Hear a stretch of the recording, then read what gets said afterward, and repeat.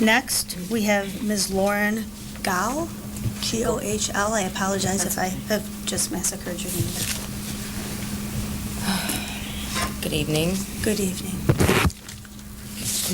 Just get this simple. Okay. My name is Lauren. My son Jaden was one of the 3-year-olds involved in the situation in Sharon and Nancy's class.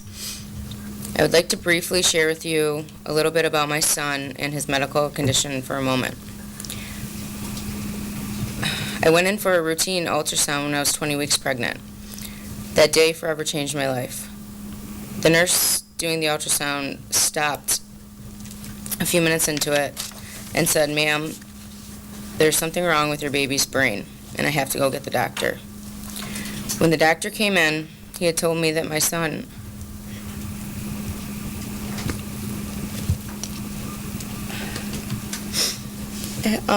has a very serious brain abnormality. Things did not look promising from the ultrasound.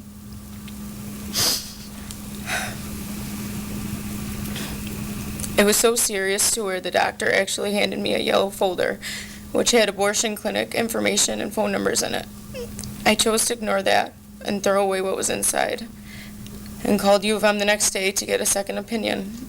My son's diagnosis didn't change much, but it was decided that he has a diagnosis called hydrocephalus. His hydrocephalus is where his body overproduces cerebrospinal fluid in the ventricles in his brain, and his body can't properly absorb this fluid like you and I can. When my son was born, his entire head was filled with fluid, with only about 10% brain tissue that had actually formed.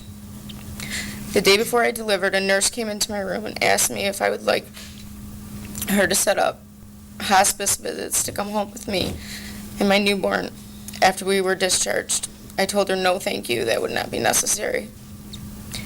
After my son was born and he had survived his first brain surgery at 1 day old, the neurosurgery team at Children's Hospital in San Diego had a meeting with Tim, my son's father, and I, and they told us that our son's brain will never develop. And if he lives any kind of normal life, even if it is just one area of his developing skills that turn out to be normal, that Jaden would truly, truly be a living medical miracle. They were also being very generous with a time frame of 3 to 6 months of life expectancy. An MRI in October of 2010 revealed that my son's brain had completely formed. I guess you could say my son is truly a medical miracle, or at this point, a walking medical miracle, as he just started to take his first steps all by himself these past few weeks.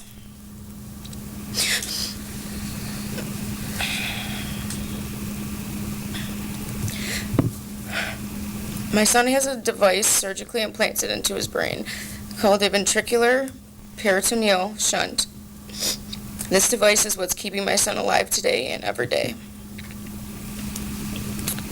If there's any type of malfunction in his shunt, it is only a matter of hours that we have to get him into emergency brain surgery. My son has fought harder than anyone I know just to stay alive. All of these children in Sharon and Nancy's class have fought a tougher battle than any war you and I can think of, just to survive in this world emotionally, mentally, and physically. These special children, not only special just because of their needs, they are all so special for so many wonderful reasons. It takes a heck of a lot of love, care, and undivided attention, nurturing, support, a great deal of emotional, physical, and mental strength on a daily basis. It takes a lot of therapy, a lot of doctor visits, a lot of hospital visits, and for some, a lot of surgeries. These children are entitled to receive a special type of education. Teachers in this field are entitled to teach our children a special education. Why was this not the case at Webster Elementary in the MOCI special education program? As I just mentioned, some of these children endure a lot of surgeries as well, my son being one of them. My son has had a total of 7 brain surgeries. He just turned 4 this month. His little body has 16 scars from all of these surgeries, from his head down to his abdomen. Neither I, my son's father, or my son's neurosurgeon have any clue of how many more emergency brain surgeries he will have to go through in this life just to keep him alive. On March 5th, 2012, I sent my son to school. On that day, a social worker at Webster entered Sharon's class and saw with her own eyes Sharon grab my son by the top of his head and jerk it back quite aggressively. She also yelled at him, "You need to listen to me," very close to his face, and continued by jerking his chin upward while pushing the top of his head back, as it states in the police report. I was also told that she was shaking and twisting his head and neck and forcefully redirecting his face. Later, I found out that my son was sitting in a chair with a tray in front of him playing with a toy. My son apparently had thrown that toy off of his tray. And in my opinion, what Sharon did to my son was his consequence for throwing that toy.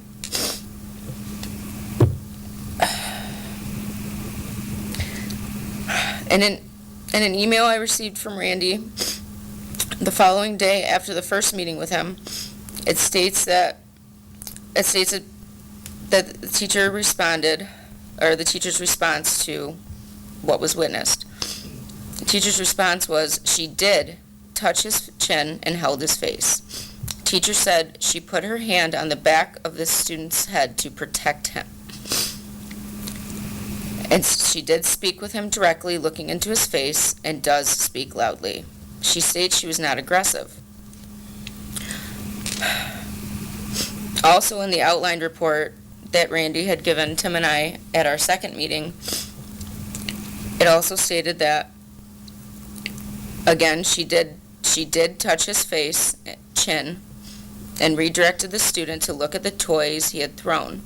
She makes eye contact and spoke to him directly. She stated she is loud. She did not shake his head. Doesn't understand why the social worker wouldn't discuss this issue with her. My son is medically at risk, as it states in his IEP. My son is also medically fragile. Any type of accident, injury, or even a bump or bruise to my son's head must be reported immediately to me or his doctor. There's a doctor's note on file at that school and in that classroom that anyone working with Jaden or whomever is a witness to anything or any person in this situation that had physical contact with my child's head needs to contact me immediately. Why was this not done on March 5th? Everyone who worked with my son were all well aware of this. I've received 2 injury reports from the school stating when Jaden bumped his head and bumped his cheek. His OT notified me immediately with a phone call and a copy of the injury report of what had happened that very same day. A child bumping his head or cheek on a plastic tray is considered a head injury, as your district's employees reported it as a head injury on 2 separate occasions.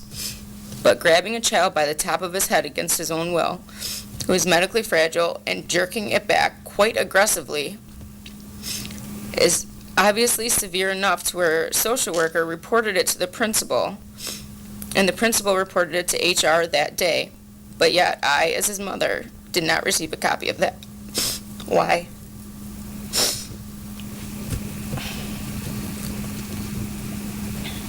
How is it that my son's medical instructions, written by his doctor and delivered by me to Webster, was ignored by the social worker, the principal, and the director of HR? Any head trauma at all could be life-threatening to my son. And I was never once called by the social worker, the principal, or the director of personnel who were all very well aware of what had happened.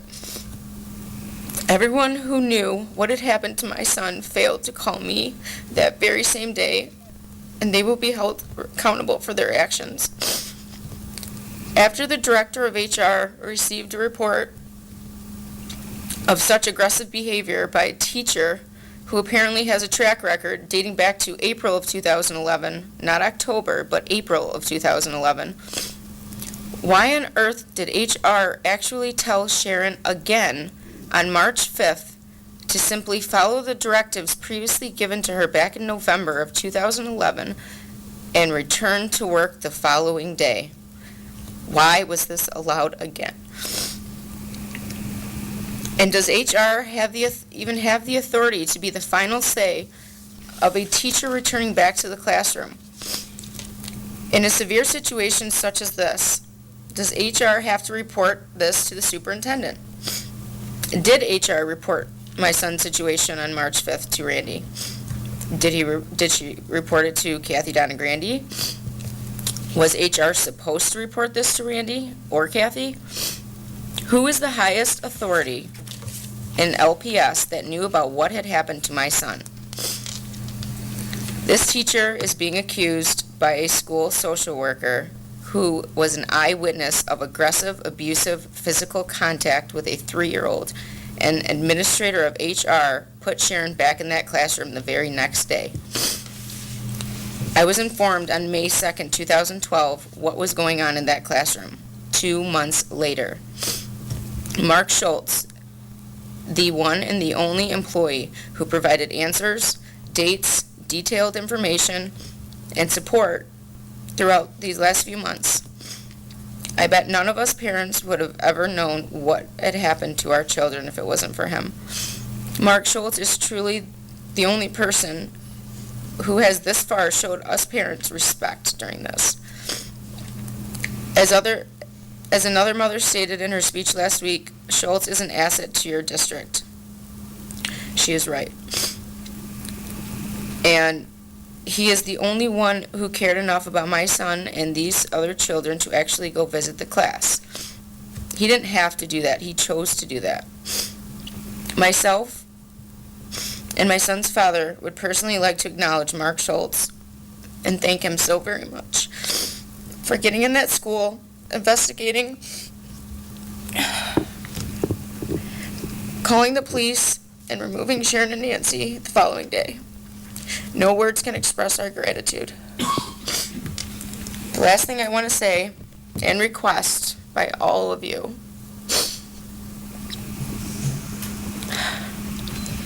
is that every single one of us parents involved in this needs a copy of that investigation report. Our children's names are in that report, and we are entitled to know what was everything that our children had to witness in that class. These are our children, and we are expecting from the board members to do whatever it takes to make sure that every single parent gets a copy of that investigation report right away. We should not have to go through Freedom of Information Act process and now to a judge just to try to get a copy of this report where our children are involved in. We have rights too, and our children's medical professionals and therapists need to know everything that went on in that classroom and what our children had to witness for 6.5 months. Being in an abusive environment, and not just physically, but mentally and emotionally for 6.5 months. We need to be able to provide the ones who work with our children as much information as we can so they can better direct the types of therapies and services that will be most beneficial for my son and all of these kids. Thank you in advance for your cooperation with this, and I appreciate your time this evening for listening to me. Thank you. Thank you for your comments, Ms. Gall.